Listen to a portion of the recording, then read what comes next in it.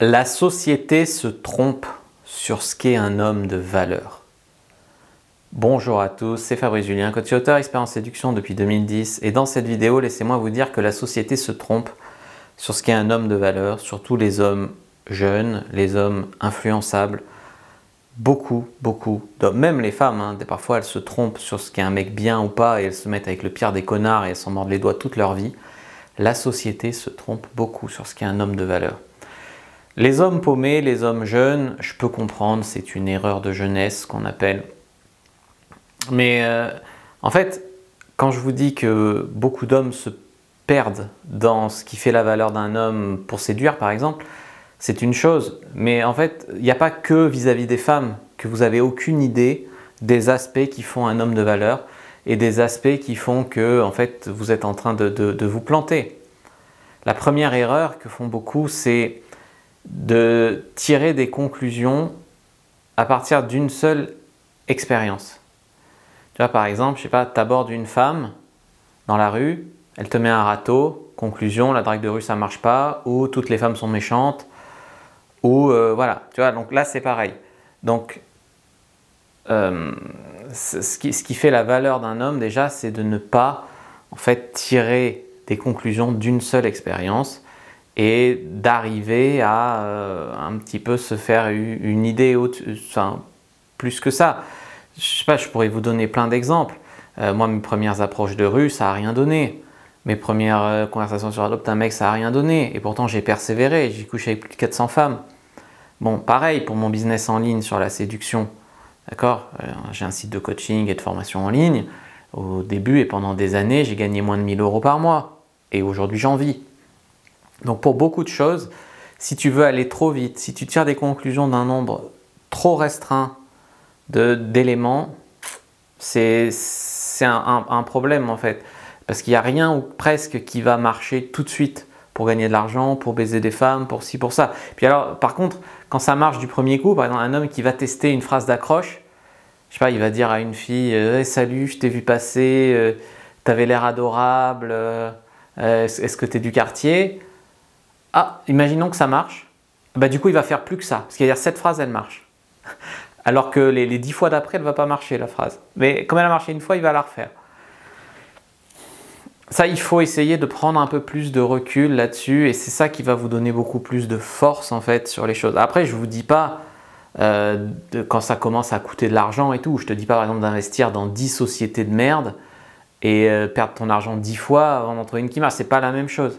Mais là, je suis en train de te donner plutôt des conseils pour, avec les femmes, avec persévérer dans la vie, avec l'argent, etc. Donc déjà, la persévérance, c'est quelque chose qui va donner beaucoup de force. Deuxième conseil, il faut avoir un bon mental fort mais flexible. C'est-à-dire qu'il ne faut pas tomber dans la simplicité, les explications simples, les explications grand public, etc. Pas d'idéologie. J'en vois beaucoup qui se perdent dans les idéologies red pill ou dans les idéologies féministes qui sont finalement deux faces d'une même pièce qui font que la réalité n'est ni dans le red pill. Toutes les femmes ne sont pas intéressées que par l'argent, toutes les femmes ne vont pas se barrer avec ta pension alimentaire, toutes les femmes ne sont pas des grosses salopes, ni dans le féminisme en mode toutes les femmes sont des victimes, tous les hommes sont des gros connards de patriarcat, etc. Les deux, si on y regarde, c'est aberrant.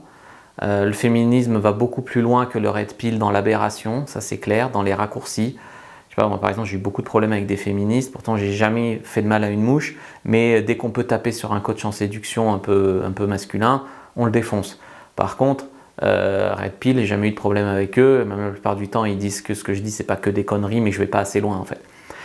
Mais dans tous les cas, le féminisme va beaucoup plus loin que le red pill et ça a eu, on va dire, un vernis de quelque chose de respectable, mais le féminisme pour l'égalité des sexes, c'est une chose, on n'en est plus là.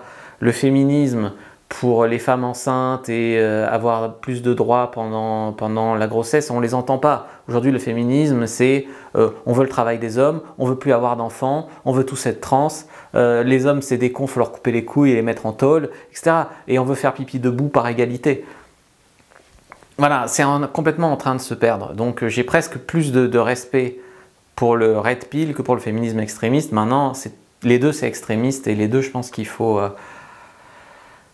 faut prendre du recul parce que si tu cherches une grosse connasse, t'en trouveras, mais si tu cherches une fille bien, t'en trouveras, et si tu cherches un gros connard misogyne, t'en trouveras, mais si tu cherches un mec bien, t'en trouveras, et pas besoin d'aller chercher des mecs déconstruits pour ça. Donc ne vous laissez pas rabaisser, ne vous laissez pas culpabiliser. Culpabiliser par l'idéologie, on l'a beaucoup vu avec le Covid. Tu mets le masque, tu mets pas le masque, tu fais le vaccin, tu fais pas le vaccin, tu es un bon citoyen, un mauvais citoyen, super culpabilisé. Maintenant c'est avec le climat. C'est ta faute parce que tu n'as pas fermé le robinet en te lavant les dents si la planète elle chauffe. C'est ta faute parce que tu as chauffé chez toi à 19,5 degrés au lieu de 19, on va t'envoyer en prison. C'est de la folie, surtout quand tu sais que les politiques, ils vont chercher le gaz de schiste en Amérique, ils le font venir par bateau, ça pour pas acheter du gaz ailleurs. Enfin, et puis ils vont aux réunions sur le climat pour te faire la leçon, ils y vont en avion avec une personne dedans, enfin c'est aberrant, et toi tu te laisses culpabiliser. Non, essayez de vous ouvrir, essayez d'aller chercher la vérité du monde, ça demande du courage.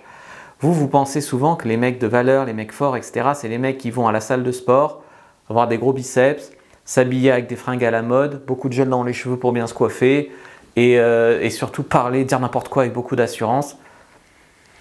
Je pense pas que ce soit enfoncer des portes ouvertes avec beaucoup d'assurance, je pense pas que ce soit ça. Ça, c'est de l'illusion. Ça, c'est des guides spirituels pour les imbéciles. C'est comme à la télé-réalité, plus c'est bête, plus c'est vulgaire, plus c'est con et plus c'est plein de protéines en boîte, et plus ça plaît. Mais c'est une dérive de la société, c'est pas vous qui allez pas bien.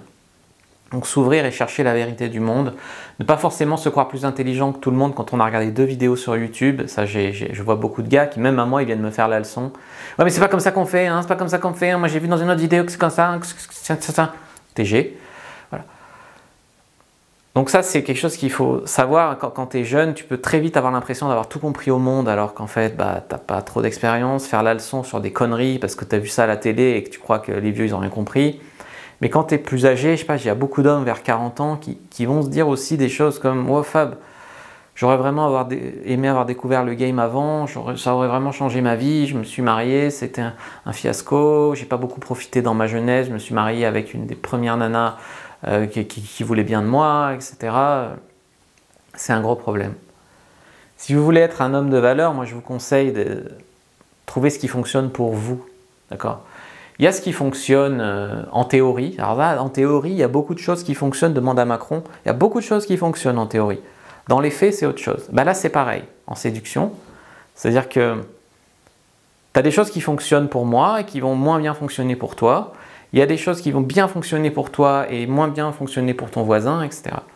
Donc il faut pas dire la drague de rue, ça marche pas, ou la drague de rue, il n'y a que ça de vrai. Il faut avoir le courage d'essayer, comme j'ai dit, s'ouvrir, explorer, faire des expériences. Et ensuite retenir ce qui fonctionne pour soi. Ça, je le fais beaucoup en coaching, des mecs que j'accompagne sur plusieurs mois. On touche un peu à tout. Pas parce qu'on va toucher à tout toute la vie et se perdre, mais là, pendant le coaching, on touche un peu à tout, et puis après, en fin de coaching, on garde que ce qui fonctionne pour eux. Tu vois. Mais la plupart des gens ne font jamais cette démarche. Soit ils essayent 3 secondes un truc, ils arrêtent, soit ils n'essayent pas parce qu'ils ont des a priori et ils n'essayent pas, ils font qu'un seul truc, etc. Ensuite, ne pas se laisser impressionner par un look, un décor, un truc comme ça, j'en ai un peu parlé, mais on est dans un monde hyper superficiel où tu crois que la séduction, c'est que de la superficialité, enfin, faut arrêter. Numéro 5, un homme de valeur, pour moi, c'est quelqu'un qui va avoir réussi à tirer quelque chose de son potentiel. Tu vois, il y a des mecs qui sont super beaux gosses, mais qui n'ont pas de nana. Il y a des mecs qui sont super intelligents, mais qui n'ont pas un business en ligne et qui se morfondent dans le salariat. Puis tu peux avoir un mec pas beau, mais qui sait se niquer des nanas pas mal. Ou tu peux avoir un mec peut-être moins intelligent que toi, mais qui sait créer une vie sur mesure, une super vie, qui s'emmerde pas trop et qui vit bien. Au final, c'est quoi? C'est quand tu viens au monde, tu as un potentiel. Quand tu grandis, bon, tu as des portes qui se ferment, des portes qui s'ouvrent. Je sais pas, moi je voudrais être footballeur pro, je pourrais plus. Mais il y a toujours des portes qui peuvent s'ouvrir, etc. Et il y a quoi? Je sais pas, moi j'ai plus de respect pour un mec qui part de rien et qui réussit à avoir une vie super que pour le fils du fils de Fabius qui fait des millions en vendant des trucs, mais parce que c'est un fils d'eux. Donc il faut quand même essayer de tirer un max de son potentiel. Je préfère un gars qui a pas grand chose pour lui mais qui réussit bien, qu'un gars qui a tout pour lui, mais qui réussit bien parce que l'autre a fait plus de chemin. Et c'est comme comparer d'égal. Hein. Moi, ce qui m'intéresse, c'est pas si tu avais le physique de Brad Pitt, est-ce que tu lèverais des meufs facilement? C'est pas ça qui m'intéresse. C'est comment toi, aujourd'hui, je peux t'aider à tirer le meilleur de ta vie amoureuse et sexuelle. Comment on peut faire mieux avec ce qu'on a? C'est pas si j'étais musclé, si j'étais grand, si j'avais les yeux bleus, si j'étais riche, si, on s'en fout. Qu'est-ce qu'on fait maintenant? Voilà, c'est ça. C'est ça que j'essaye de faire et de vous aider dans mes coachings, dans mes formations, etc. Je vous ai mis tous les liens dans la description pour les formations offertes. Numéro 6, une société d'apparence. On est beaucoup dans une société d'apparence, argent, muscles, mode, etc. Et ça ne fonctionne que quand on est en recherche de repères. Comme j'ai dit, quand on est facilement influençable par des choses qui n'ont pas de valeur. Aujourd'hui, je pourrais très bien faire la même vidéo en ayant loué un Airbnb avec de l'or sur les murs et mettre mon joli costume que je mets pour les mariages. Et là, je vous impressionnerai. Là, je viens en polo simplement devant vous avec mon seul charisme pour vous tenir en haleine jusqu'à 11 minutes de vidéo. C'est plus humble, ça pète moins aux yeux, mais il y a peut-être plus de choses à en apprendre. Après, j'ai rien contre les gars qui ont des gros muscles. D'ailleurs, moi, tu as vu mes muscles. Mais les muscles, les muscles pour impressionner les nanas ou les potes à la salle de sport, c'est pas pareil qu'être musclé pour ta santé, tu vois. Si tu es hyper un bœuf mais que tu sais pas courir 10 secondes, sur un 100 mètres, il y a un problème. La mode, on s'en fout des fringues à la mode, des marques, etc. Comme j'ai dit, c'est des repères pour ceux qui n'ont pas de repères. Par contre, habille-toi avec des choses qui te vont. Moi, j'ai fait le choix de m'habiller avec des choses qui me vont, mais qui ne me prennent pas la tête pendant 1 heure dans la salle de bain. Tu vois, voilà, d'autres feront peut-être d'autres choix, et peut-être qu'ils ont d'autres choses à se prouver, ou à, on va dire, des choses à compenser en faisant ça, peut-être. Voilà. Se prendre super au sérieux et tout ça. En faire des tonnes pour impressionner à la caméra ou pour impressionner les autres, ou voilà. C'est renforcer la croyance qu'il faut faire des trucs incroyables pour avoir des nanas.